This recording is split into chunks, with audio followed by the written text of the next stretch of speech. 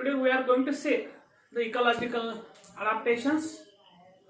Under these adaptations, first we are going to say what do you mean by adaptations. Means generally we use the term adapt. We should adapt. Means particular plant adapt in a particular area.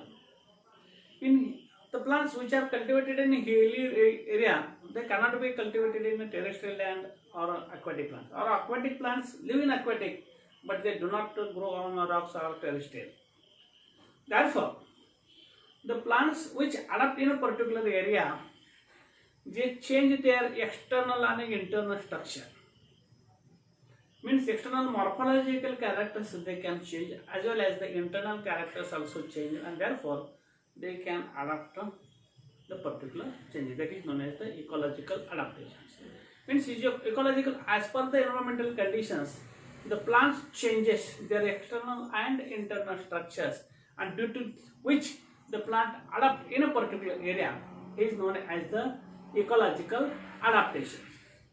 The ecological, under these ecological adaptations, the warming on the basis of the water requirement, the plants are warming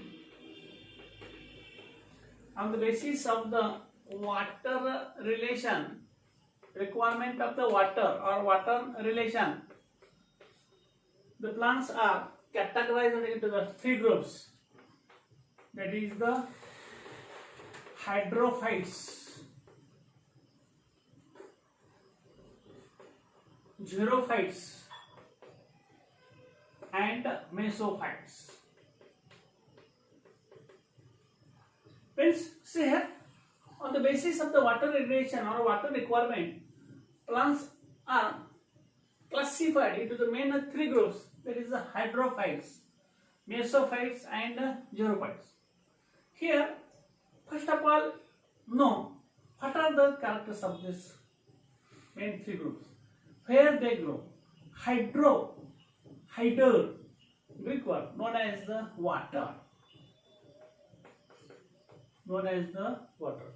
The plants which grow in water or water saturated substratum, they complete their life cycle.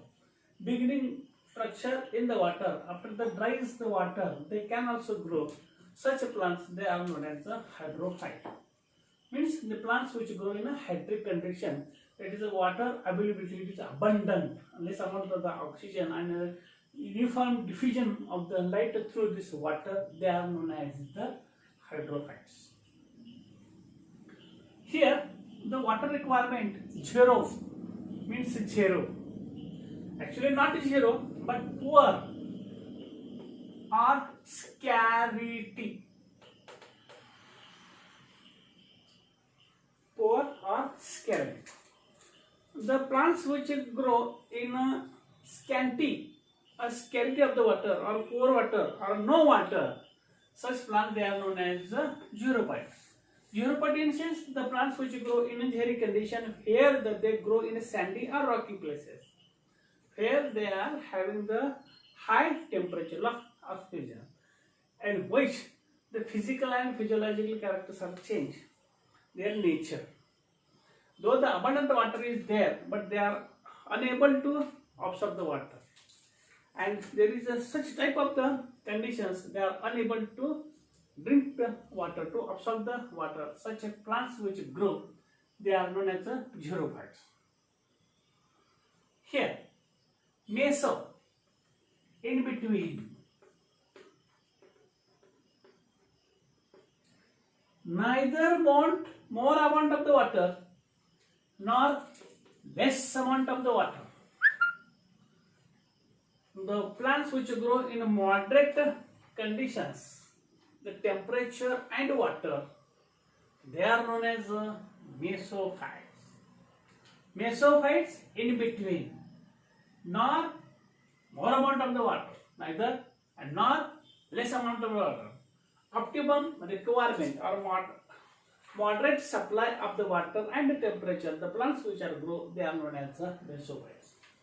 Here, mesophytes are the plants which are generally cultivated plants. which are cultivated in the field or in a farmhouse, in a pot. They are known as the cultivated plant, that is the mesophytes. Here, first of all, we are going to say the what are means of the hydrophytes.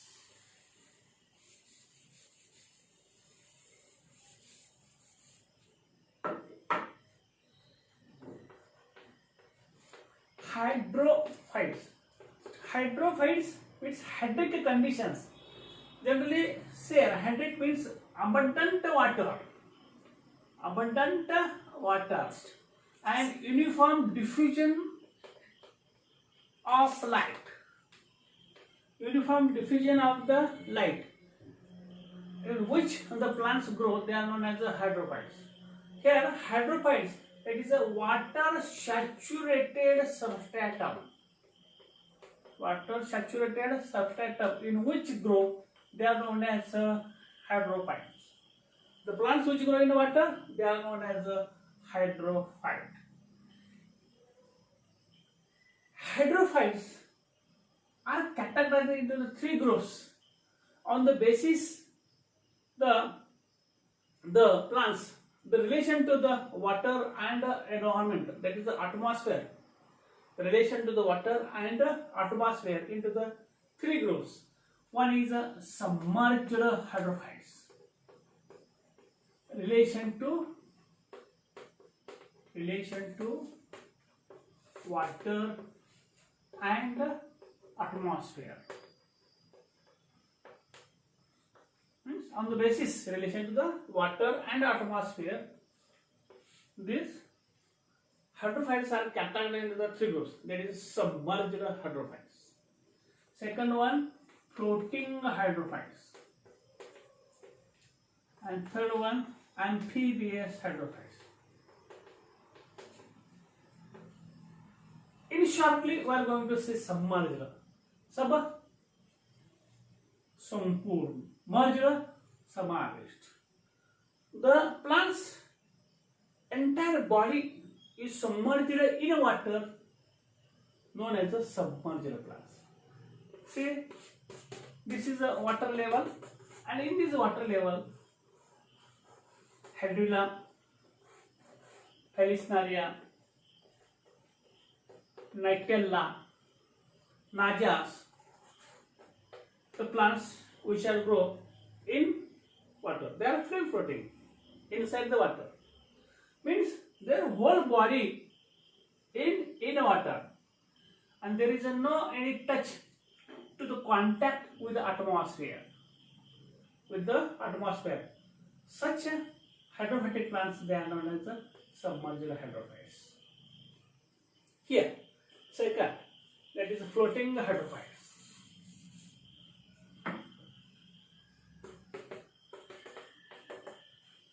The plants which float on water surface. The plant which float on water surface, and they have touch with water as well as the atmosphere. Have the relation. Means some part in the water, some part above the water, that is in the contact with the atmosphere. Such hydrophytes, they are known as the floating hydrophytes. Floating hydrophytes, there are two types. Free floating and floating but rotate. Floating but rotate. See here, free floating. Pistia eucornia. See here, on this water level,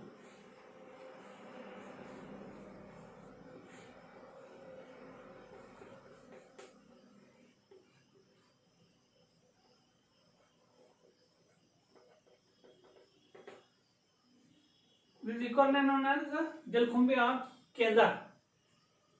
Rankala lake or Panchganga river is completely submerged by the floating hydrophyte, that is the eucornia. Piscia, these are the small plants which floats on the water surface. Means free floating. Their roots are not rooted in the mud. They free float on the water surface. Some part in water and some parts in the contact with the atmosphere.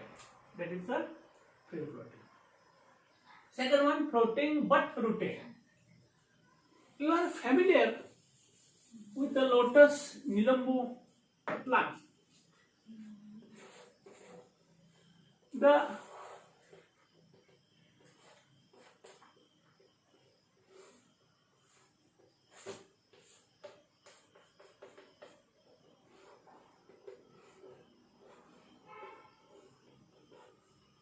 The plants, some part of the stem and the leaves and the flowers on in contact with the atmosphere, and their petioles and the roots are rooted in mud. Therefore, they are known as the floating but rooted. That is the lotus nilambu. These are the species comes in the floating but rooted.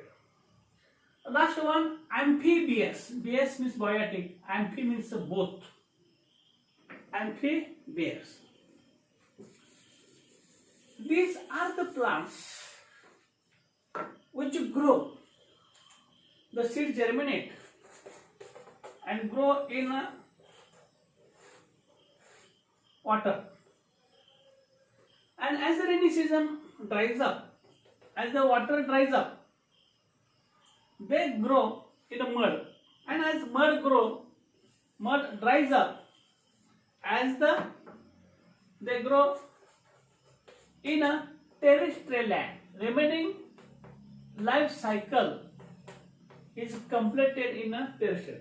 Means while germinating, the seed germinates, small plantlets are developed in a water, in a pond, and then water as it dries up in a dry land, remaining life cycle completed as a terrestrial land.